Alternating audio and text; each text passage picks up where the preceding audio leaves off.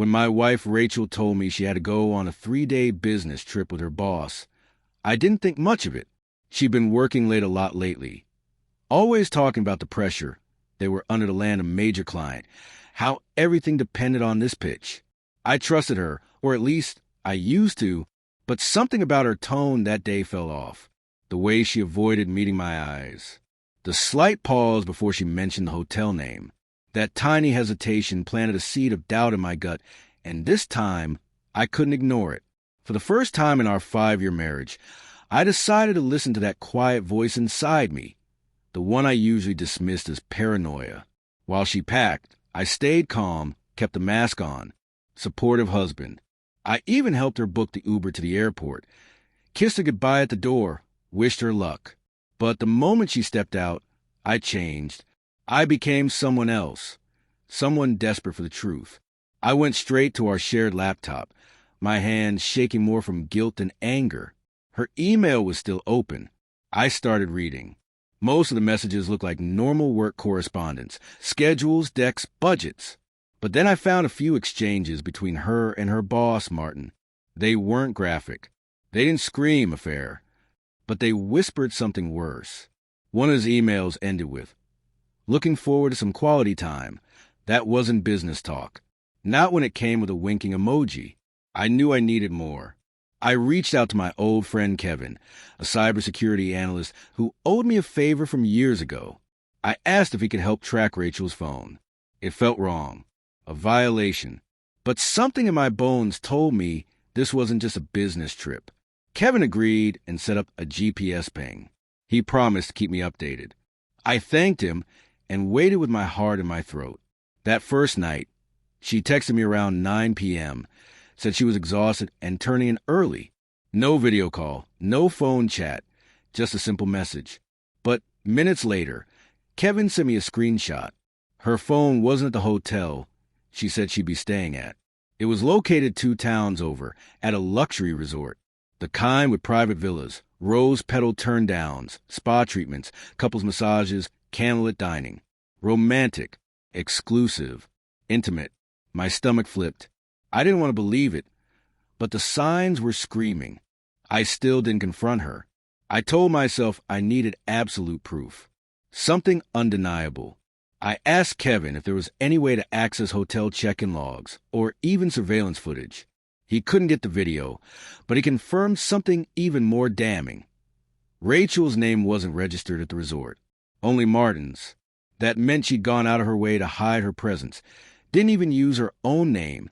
That wasn't just a bad decision. That was betrayal, carved in stone. By the second night, I stopped pretending everything was okay. I didn't reply to her goodnight text. I didn't answer when she called. I sat at our kitchen table, sifting through everything I'd gathered, every email, every GPS ping, every screenshot, the hotel booking records. I printed them, highlighted the worst parts. The more I read, the more real it became. The harder it was to breathe. The next morning, I got in my car and drove to the resort. I parked a distance away, close enough to see, but far enough not to be seen right away. And then I saw her, stepping out of a villa in a white robe, hair wet from the shower, laughing with Martin like they didn't have a care in the world, like I didn't exist. That image is burned into my memory. The careless joy on her face, the ease in her movements, the way her hand brushed his arm like she'd done it 1,000 times before. She spotted me. Her face changed in an instant. Her smile disappeared. Her body stiffened. For a heartbeat, she just froze, staring at me like she couldn't believe I was real. But I didn't give her a chance to speak. I turned and walked away. No confrontation. No fight. Just silence. That afternoon, her calls came in one after another. Voicemails, texts. I blocked her number, blocked her social media, shut down every channel. I needed space. I needed air. I needed to figure out what to do next without her voice muddying my head. When she returned home 2 days later, she walked into an empty house. I was already gone. I'd packed a single bag with my essentials, left the front door key on the kitchen counter, and placed a thick manila folder in the center of the dining table. Inside, I'd left everything, The printed emails, the GPS data, the screenshots, the booking receipts. Cold, undeniable evidence. And on top of it all, a single sentence typed in bold font. You lied, and I saw everything. She tried everything after that. She emailed me from new accounts, messaged friends to get to me, tried to twist a narrative, to explain, to apologize. But I ignored all of it. I didn't know her reply. She made her choice the moment she stepped into that villa with Martin. That's when she ended our marriage. All I did was honor that ending with silence. The following weeks were hard. I won't lie and say I moved on easily. Heartbreak is never clean. There were nights I didn't sleep, days I barely ate. But I knew I had done the right thing. I hadn't screamed. I hadn't begged.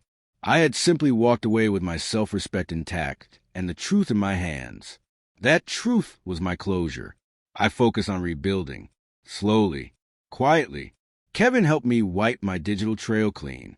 I canceled joint accounts, handled legal paperwork. Bit by bit, I reclaimed my life. Friends started telling me Rachel was spiraling. Crying, reaching out, trying to explain it all away as a moment of weakness. Just one bad night. But I didn't buy it.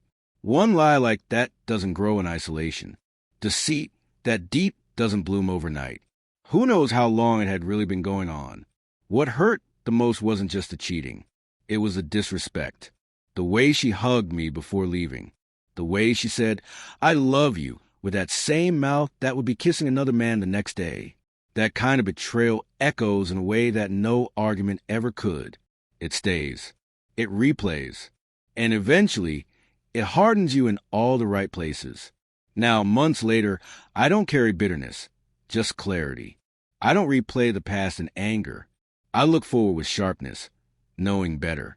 She thought she could get away with it, thought I'd never question her. But the truth always finds a way to rise to the surface, no matter how deeply you try to bury it. And when it did, I didn't raise my voice. I didn't demand an explanation. I just walked away, with my dignity intact, and the door permanently closed behind me.